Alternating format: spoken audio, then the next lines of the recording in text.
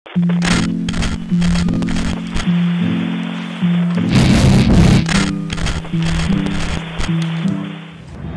ketemu lagi sama Bias Paris di episode Dr. Lukas pada hari Rabu kali ini. Dan kalau minggu lalu kita ngobrol soal ada materi tentang hipertensi, kali ini materinya adalah tentang serangan jantung.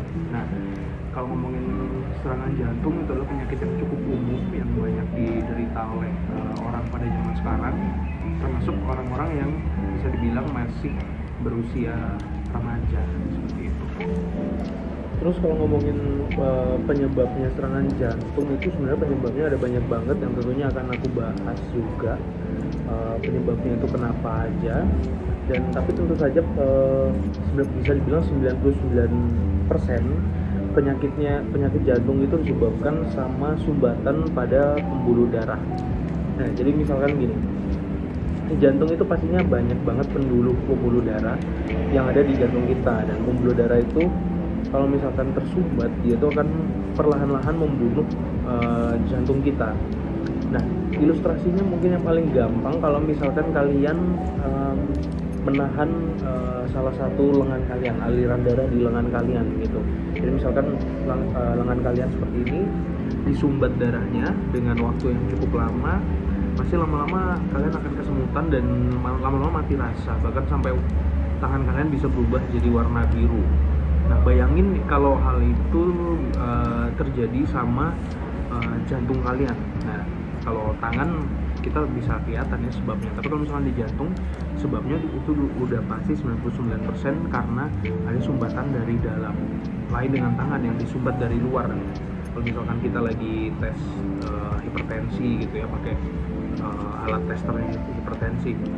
Nah, tapi kalau di jantung itu ada di pembuluh darah atau ada di dalam jantung itu sendiri. Jadi kalau misalkan mengalami sumbatan, hal itu bakal sangat susah diatasi atau disembuhkan. Nah, menurut catatan, jadi penyakit jantung itu, ini aku sambil baca ya, penyakit jantung itu ada beberapa sebab. Paling umum itu ada 9 sebab yang ada di catatanku. Yang pertama itu memiliki riwayat jantung dalam keluarga. Ini bisa dibilang penyakit jantung adalah penyakit turunan. Jadi misalkan paling gampang, misalkan kalian punya keluarga yang sakit jantung, berarti ada kemungkinan besar bahwa kalian akan punya penyakit jantung itu juga. Kemudian yang kedua itu sebabnya karena diabetes mellitus. Nah, penyakit diabetes mellitus ini juga salah satu penyebab penyakit jantung. Lalu kolesterol tinggi yang ketiga. Yang keempat ada tekanan darah. Ya, betul, tekanan darah tinggi.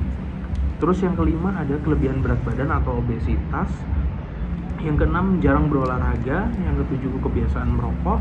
Yang delapan stres, kecemasan, dan depresi. Dan yang terakhir adalah perawatan gigi yang buruk atau bahkan gigi yang berlubang. Oke, balik lagi ke penyakit jantung tadi ya. Kalau tadi di yang sebelumnya kita ngomongin penyakit jantung. Nah, di catatan Dr. Lukas, karena kita ngebahas soal catatan Dr. Lukas ini, dia juga pernah mencatatkan soal penyakit hati. Nah, hati ini bukan berarti hati yang fisik ya, yang ada di organ kita, tapi ini adalah penyakit pikiran gitu. Jadi bisa dibilang kalau jantung itu punya penyakit yang punya bahaya yang bisa merusak jantung kayak sumbatan dan lain sebagainya.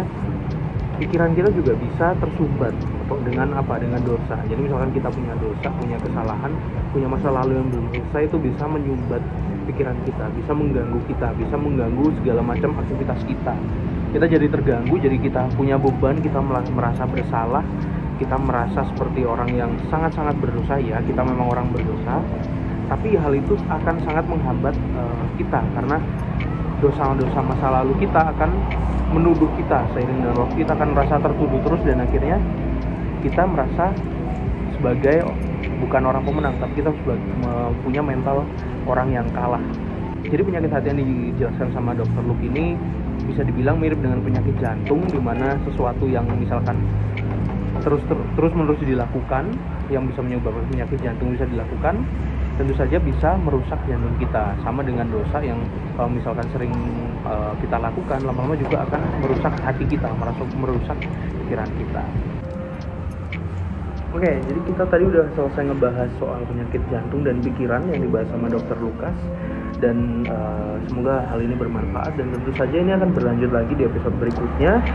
Kita sudah masuk penyakit jantung, tadi udah kita sebutin penyebab umumnya ada apa, ada 9 tadi, dan tentu saja aku akan lanjutkan perbincangan soal penyakit jantung ini, soal pengobatannya ataupun tentang soal mencegahnya itu di episode berikutnya, sama dengan yang sebelumnya, sama dengan hipertensi yang sudah aku bahas di 4-5 episode ke belakang.